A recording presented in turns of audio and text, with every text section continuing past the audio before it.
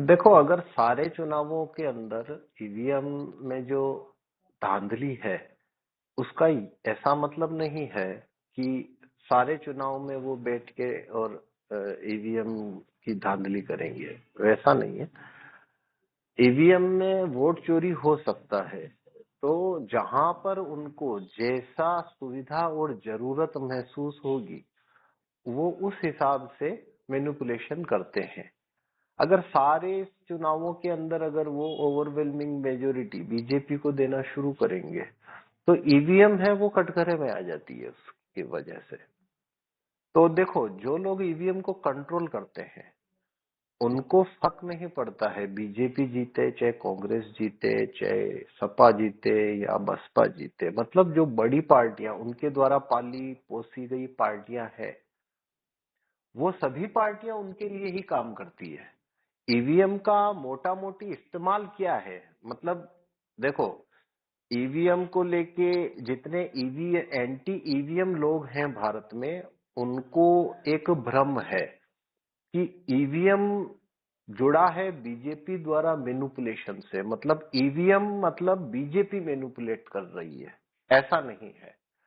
BJP के पास में न तो इतनी शक्ति है, मतलब पूरी बीजेपी कांग्रेस के जितने लोग हैं वो सारे इकट्ठे होके बैठ जाए ना तो उनमें उतनी ताकत नहीं है, फाइनेंशियल ताकत नहीं है उनमें, उनके पास उतना मीडिया को पालने का खर्चा नहीं है। मतलब ईवीएम से वोट मैनिपुलेशन करने से कुछ नहीं होता है। इम्पोर्टेंट होता है उस मैनिपुलेशन को सप्रेस करके रखना, इसके लिए मीडिया चाहिए। तो बीजेपी में उतनी शक्ति नहीं है कि वो ईवीएम से मैनिपुलेशन कर सके। मैनिपुलेशन जो होता है या जो ईवीएम को कंट्रोल करते हैं वो बीजेपी नहीं है, वो पेड मीडिया के प्रायोजक हैं। अब उसमें देशी विदेशी सभी धनिक आ गए, अमेरिकन धनिक जितने भी हैं वो आ गए, और हथियार निर्माता, दवाई कंपनियां चलाने वाले लोग, मिनरल माइंस के ठेके लेने वाली American elite, land holders, Indian elite, Ambani Tata वगैरह, ये सब। तो ये सब मिलके जिनके पास में मीडिया है, मीडिया ये लोग कंट्रोल करते हैं। जो मीडिया कंट्रोल करेगा ना वही ईवीएम में मैनिपुलेशन कर सकता है, और ईवीएम में धांधली के बावजूद 30 साल तक ईवीएम को किसी कंट्री में चला सकता है। बीजेपी के पास ताकत नहीं है कि वो ईवीएम को चला सके या उसे वो मैनेज कर सके। तो ये तो पहली बात है। तो जितनी रिकॉग्नाइज पार्टियां हैं भारत में, बीजेपी है, कांग्रेस है, सपा बसपा आम आदमी पार्टी और दूसरी जितनी रिकॉग्नाइज पार्टियां हैं, वो सभी रिकॉग्नाइज पार्टियां क्या है, वो पेड मीडिया के प्रायोजकों द्वारा खड़ी की गई है। तो उनको एक रोटेशन रखना होता है। मतलब ऐसा नहीं होता है पूरी भारत में सब सीटें बीजेपी को दे दो, तो क्या होगा, एक जेन्युइन पॉलिटिकल अल्टरनेटिव खड़ा हो जाएगा बाद में। तो करना क्या होता है इसके लिए कि जैसे जितनी रिकॉग्नाइज पार्टियां हैं वो सबको एक रोटेशन के साथ में वो खेल में बना के रखते हैं। अगर कांग्रेस को पूरी तरह खत्म कर दे, अगर पूरी तरह खत्म कर दिया कांग्रेस को, तो एक दूसरा पॉलिटिकल अल्टरनेटिव खड़ा हो जाएगा। तो उसके लिए बारी बारी सबकी बारी। अब कांग्रेस जीत गई तो उससे पेड मीडिया के प्रायोजकों को क्या नुकसान होता है? कोई नुकसान नहीं होता है, क्योंकि कांग्रेस भी उनके लिए ही काम करेगी। बीजेपी जीत गई वो भी उनके लिए काम करेगी, आम आदमी पार्टी जीतेगी तो वो भी उनके लिए काम करेगी, और शिवसेना जीत जाएगी तो वो भी उनके लिए ही करेगी, नीतीश भी उनके लिए ही करेगा, चंद्रबाबू नायडू भी उनके लिए ही करेगा। तो सारे जितनी रिकॉग्नाइज पार्टियां हैं वो सारी काम इवेंचुअली उनके लिए ही करना है उनने। तो ईवीएम को चालू रखने के लिए ऐसा रणनीति से काम किया जाता है कि सभी मतलब ऐसा नजर नहीं आना चाहिए कि एक ही एक पार्टी हमेशा जीतती जा रही है। उससे एंटी ईवीएम मूवमेंट है वो खड़ा हो जाएगा और ईवीएम चला जाएगा। ईवीएम अगर चला गया उनके हाथ से तो छोटी पार्टियों को खत्म करने का जो मतलब ईवीएम, देखो ईवीएम उनका कौन सा पर्पस सर्व करता है? ईवीएम की सहायता से वो बीजेपी को जिताते हैं, ये उनका उद्देश्य नहीं है, ये पर्पस नहीं है कि वो ईवीएम चालू रखना चाहते हैं। ईवीएम को चालू रखने के पहले पर्पस नोट करो कि क्यों विदेशी मतलब अमेरिकन और इंडियन एलीट ईवीएम चाहते क्यों है।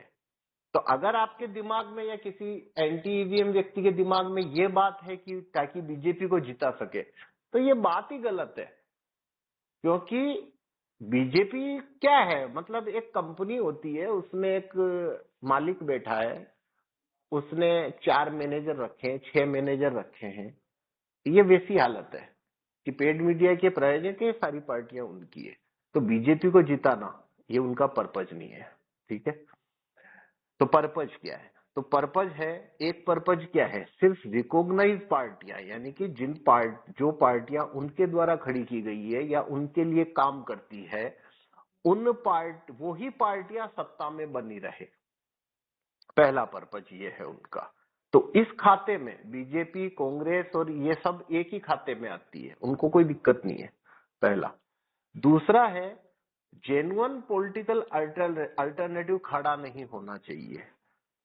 मतलब अगर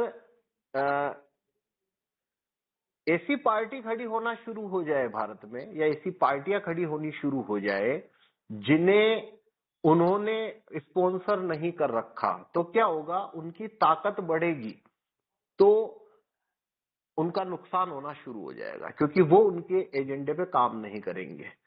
तो अगर ईवीएम रहने से वो क्या करते हैं, छोटी पार्टियों को पनपने नहीं देते।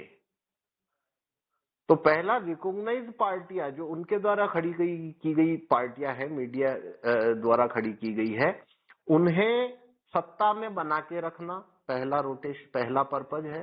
दूसरा पर्पज है, छोटी पार्टियां ना खड़ी हो सके। और पार्टियां खड़ी कैसे होती है, अगर उनका वोट काउंट बढ़ना शुरू होगा, अगर तो ज्यादा कार्यकर्ताओं की नजर में आना शुरू हो जाती है पार्टियां, तो ज्यादा लोग उससे जुड़ना शुरू करेंगे, तो छोटी छोटी पार्टियां राइज कर सकती है। ये दूसरा पर्पज है। तीसरा और सबसे इंपॉर्टेंट पर्पज है, जो रिकॉग्नाइज पार्टियां उनके कंट्रोल में है, उनके शीर्ष नेताओं की चोटी पकड़ के रखना। क्योंकि इतनी सारी पार्टियां हैं, कोई भी आदमी किसी भी समय बगावत कर दे, साजिश करने लग जाए, या कोई होशियारी दिखाने लगे, या पलटी मार दे, कुछ भी कर सकते हैं। तो ऐसे शीर्ष नेताओं को, मतलब उनकी गर्दन को दबा के रखना, अपने टांग के नीचे, जूते के नीचे लगा के रखना कि भाई हिला डुला तो 1 मिनट में सर कुचल देंगे हम तेरा। तो इससे क्या होता है, तो ईवीएम क्या करता है कि जो रिकॉग्नाइज पॉलिटिकल पार्टियां हैं, उनके शीर्ष नेतृत्व, जितने भी जो टॉप एपेक्स बॉडी है, उन लोगों को वो सुरक्षा प्रदान कर देते हैं कि भाई तुम्हारी सल्तनत या तुम्हारी दाल रोटी जो है वो चालू रहेगी, और वो ईवीएम से इसको सुनिश्चित करते हैं।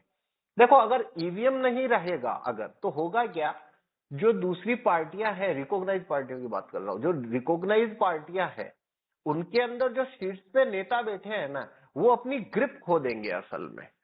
मतलब जैसे राहुल गांधी है, या जैसे अखिलेश यादव है, या ये जो लोग हैं, ये शीर्ष पे बैठे कैसे हैं, क्योंकि इनका विरोध करने वाले या इनको चुनौती देने वाले इनकी पार्टी के जो लोग हैं, ये ईवीएम का इस्तेमाल करके उन्हें खत्म करवा देते हैं, मतलब उनको हरवा देंगे, तो अपने आप ही उनकी राजनीति खत्म हो जाएगी।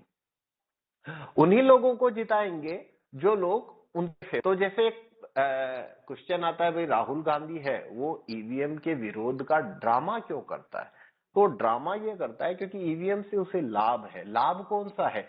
ईवीएम ये सुनिश्चित करता है कि पार्टी, जो कांग्रेस पार्टी है, उसमें उसकी सल्तनत चालू रहेगी, उसे कोई चुनौती नहीं देने वाला है। जो चुनौती देगा वो ईवीएम का इस्तेमाल करके उसे फिट करवा देते हैं। यही स्थिति अखिलेश यादव के साथ है, यही स्थिति सबके साथ है। तो ये इसका पूरा जो जाल है वो इस तरीके का है, ठीक है ना।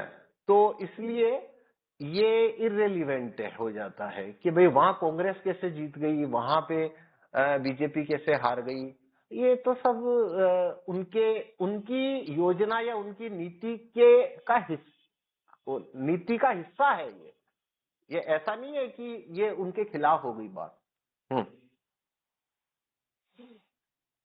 धन्यवाद पवन जी।